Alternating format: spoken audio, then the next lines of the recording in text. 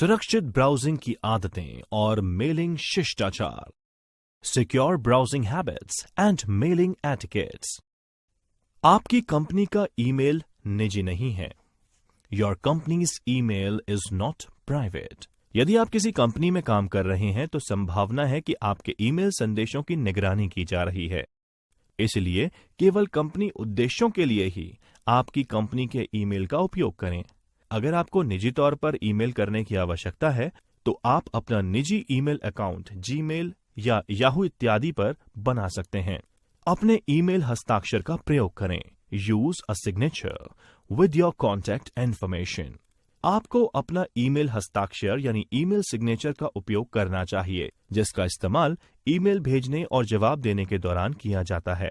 आपके ईमेल हस्ताक्षर में आपका नाम, पदनाम, कंपनी का नाम, संपर्क नंबर, ईमेल पता, वेबसाइट आदि का लिंक शामिल हो सकता है। स्पेल चेकर का प्रयोग करें। Use spell checker. अशुद्ध शब्दों यानी मिस स्पेल वर्ड्स का प्रयोग खराब व्याकरण या बैड ग्रामर या विराम चिन्ह, पंक्चुएशन आप और आपकी कंपनी की छवि को नकारात्मक कर सकते हैं। इसलिए आपको सेटिंग्स में स्पेल चेकर को हमेशा चालू रखना चाहिए और मेल भेजने से पहले मेल को स्पेल चेकर से स्कैन करना सुनिश्चित करना चाहिए। आईटी के सामाजिक, कानूनी और नैतिक पहलू। Social, legal and ethical aspects of IT. सूचना प्रौद्योगिकी, जिसे आमतौर पर आईटी कहा जाता है, हमारे समाज में एक महत्वपूर्ण भूमिका निभा रहा है। आईटी हमारे जीवन के हर क्षेत्र में मौजूद है। घरों से कार्यालयों तक, सामान्य स्टोरों से बड़े संगठनों में, गैर सरकारी संगठनों और सरकारी विभागों में और इसी तरह कई और स्थानों पर आईटी और आईटी सक्षम सेवाएं यानी आईटी एनेबल सर्विसेज बहुत तेज गति से बढ़ रही हैं। आईटी समाज में विकास एजेंट की भूमिका निभा रहा है, लेकिन साथ ही साथ हम साइबर अपराध यानी साइबर क्राइम, कॉपीराइट मटेरियल की चोरी यानी पायरेसी ऑफ कॉपीराइटेड मटेरियल, साहित्यिक मटेरियल की चोरी यानी प्लेगियरिज्म, जालसाजी आदि घटनाओं से भी परेशान हो रहे हैं।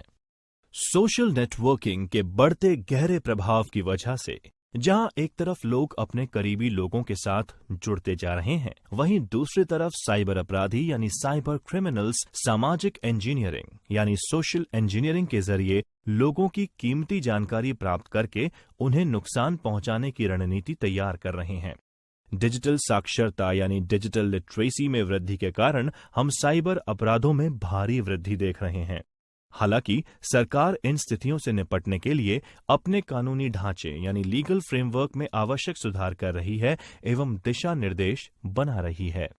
हमारी संस्थाएं, कंपनीज और फर्म आईएसओ यानी इंटरनेशनल ऑर्गेनाइजेशन फॉर स्टैंडर्डाइजेशन की अंतर्राष्ट्रीय आवश्यकताओं और दिशा निर्देशों को पूरा करने के लिए खुद को तैयार कर रही हैं।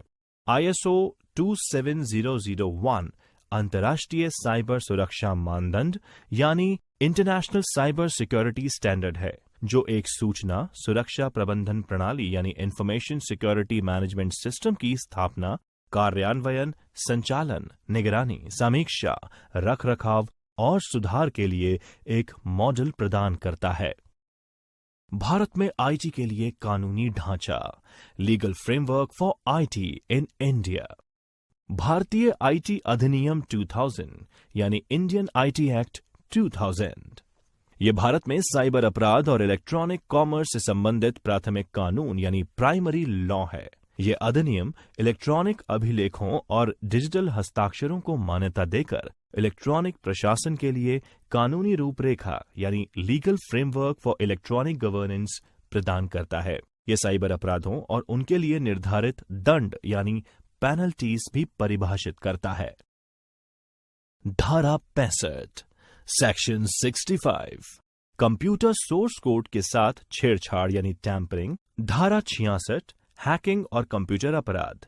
धारा 43 इलेक्ट्रॉनिक अभिलेखों यानी इलेक्ट्रॉनिक रिकॉर्ड्स के साथ छेड़छाड़ करना। धारा 67 इलेक्ट्रॉनिक रूप में अश्लील यानी ऑब्सीन जानकारी छापना। भारतीय कॉपीराइट अधिनियम 1957, इंडियन कॉपीराइट एक्ट 1957, ये कॉपीराइट अधिनियम ये निर्धारित करता है कि कोई भी व्यक्ति जो जानबूझकर कंप्यूटर प्रोग्राम की एक अवैध प्रति यानी illegal copy of computer program बनाता है, ये पनिशेबल होगा। कंप्यूटर प्रोग्राम्स हेतु कॉपीराइट प्रोटेक्शन उपलब्ध है, लेकिन कोई पेटेंट प्रोटेक्शन नहीं है।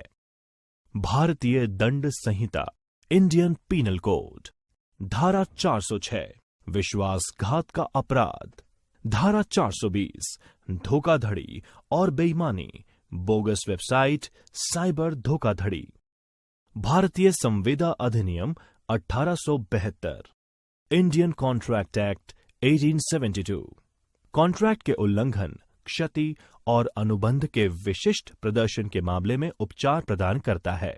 आज सूचना प्रौद्योगिकी के क्षेत्र में नवाचार समाज के विभिन्न क्षेत्रों में व्यापक प्रभाव डाल रहा है और नीति निर्माता यानी पॉलिसी मेकर्स आर्थिक उत्पादकता यानी इकोनॉमिक प्रोडक्टिविटी, बौद्धिक संपदा यानी इंटेलेक्चुअल प्रॉपर्टी अधिकार, गोपनीयता संरक्षण यानी प्राइवेसी प्रोटेक्शन और सूचनाओं की उपलब्धता और पहुंच की समस्याओं से जुड़े मुद्दों पर काम कर रहे हैं।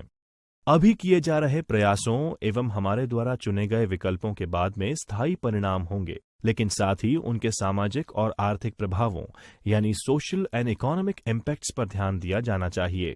सूचना प्रौद्योगिकी में नैतिकता यानी एथिक्स और नैतिक आचार संहिता यानी एथिकल कोड ऑफ कंडक्ट की बहुत आवश्यकता महसूस की जा रही है।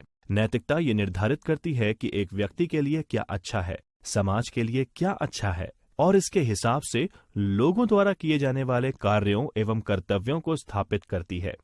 आईटी या कंप्यूटर एथिक्स में पेशेवर नैतिकता के बारे में बताया गया है, जिसमें कंप्यूटर प्रोफेशनल अपने पेशे के भीतर अच्छे अभ्यासों द्वारा नैतिकता के मानदंडों को लागू करते हैं। आईटी में नैतिक प्रथाओं यानी एथिकल प्रैक्टिसेस का उपयोग आईटी के कानूनी और सामाजिक पहलुओं को मजबूत करने और आईटी और आईटी सक्षम सेवाओं का आदर्श उपयोग ideal use of IT and IT enable services करने में मदद करेगा, जिससे साइबर अपराधों यानी साइबर क्राइम्स को भी रोकने में मदद मिलेगी।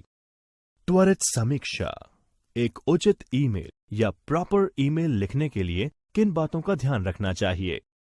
आईटी के लिए कानूनी ढांचे यानी लीगल फ्रेमवर्क क्या हैं? Yeah.